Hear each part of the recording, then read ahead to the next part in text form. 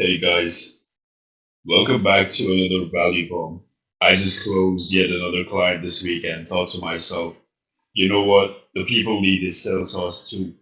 So, in today's video, essentially, we're going to be going over an extremely basic version of, sorry for that, an extremely basic version of the sales call framework that we use to close multiple clients.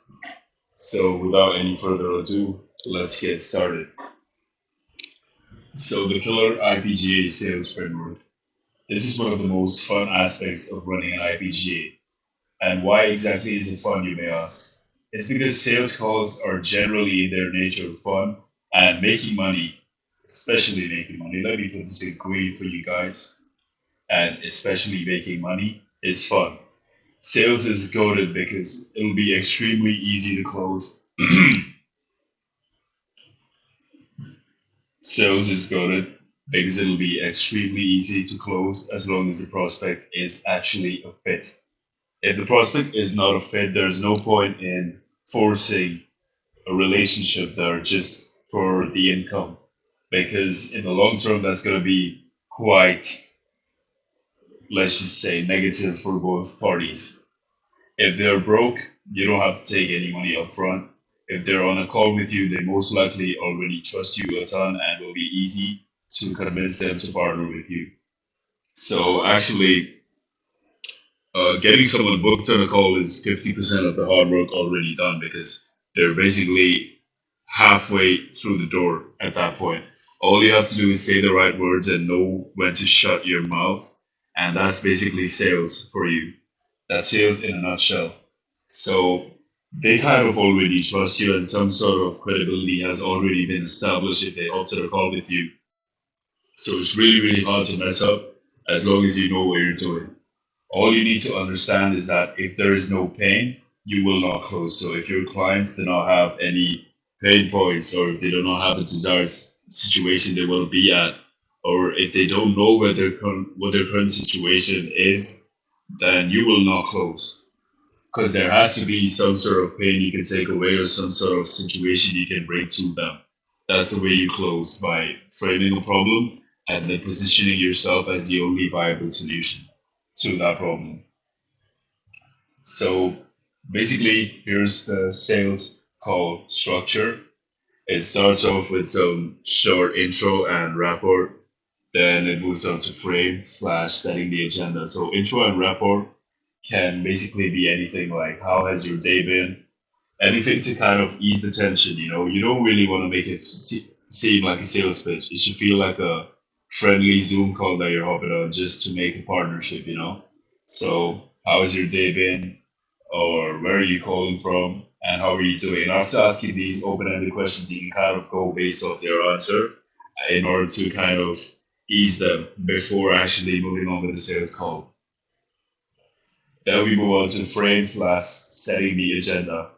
So this involves basically telling them how the call is going to go so that you do not leave them in the dark and they know exactly what's going to happen on the call.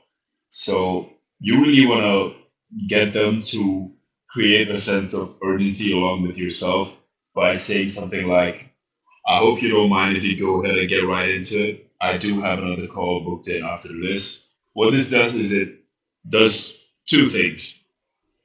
Number one, it shows your client that you actually have a lot going on and a lot of people want to work with you if you have a call booked right after his call. And number two, it also speeds things up and it leads to you respecting your lead time in a better manner than you previously would if you did not use a line like this. Then you go over the basic call structure. So that would entail something like, so the way these calls typically work is I need to ask you a couple of questions, get a better understanding of your content, audience, business, where you are currently at, and what you are looking to do with your audience. And if I see a fit, I will let you know what we can do and how we can help you out.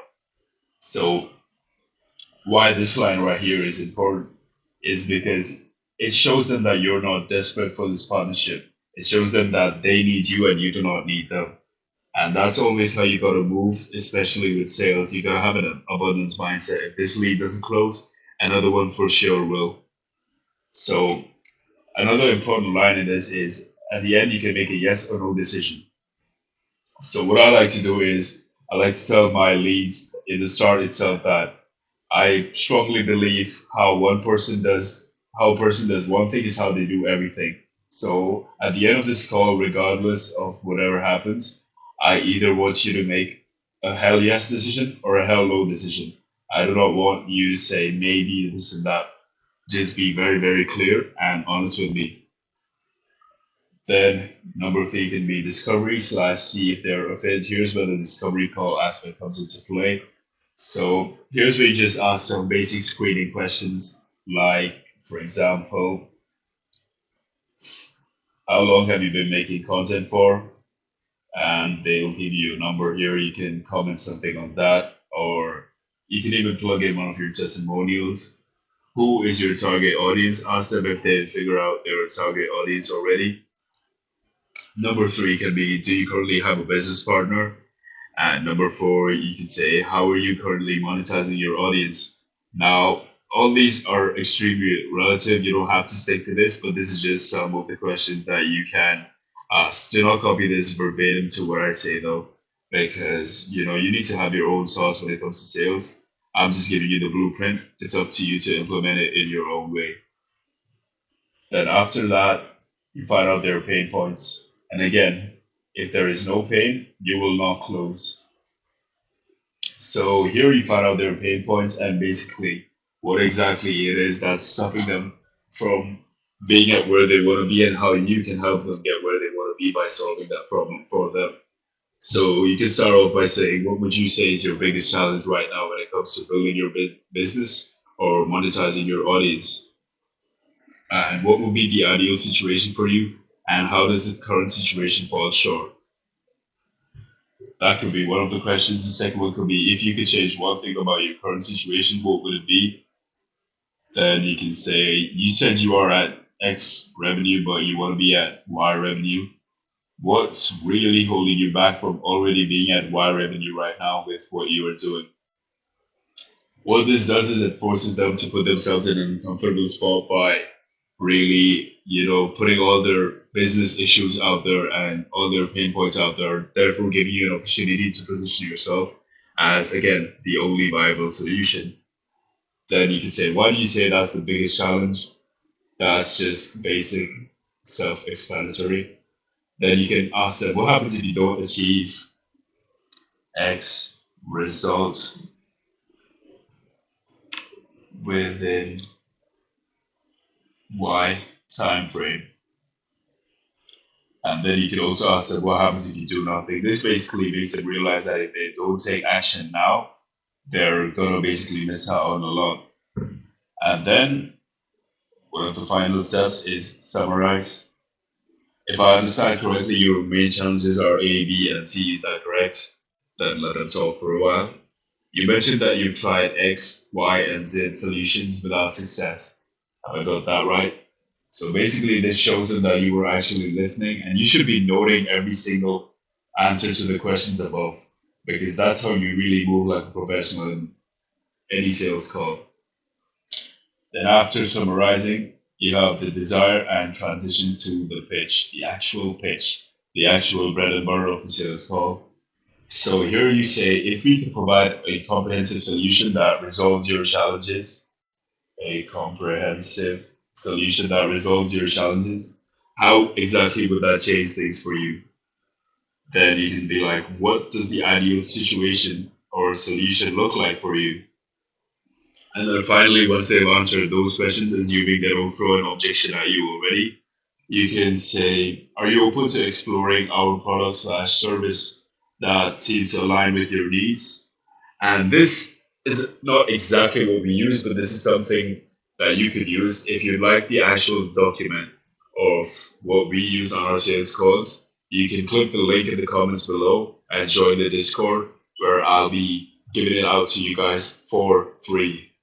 And then the last step of it all is, of course, objection handling. Now, the reason there's nothing under this step is because it's really difficult to say what kind of objections your client or your lead may throw at you. So this is just a natural part of sales that you're gonna have to learn and train yourself to be good at. And boom, that's it. After doing all these steps, you should have successfully converted your lead, assuming you've implemented them correctly and have basic knowledge of sales. And anyways, guys, that's it for me. I will be sending over the Discord link in the pinned comment below. And if you're an action taker and a moneymaker, you can of course click on that link and join a community of like-minded people in the IPGA space. Anyways, guys, that's it for me, and this is Sean signing off.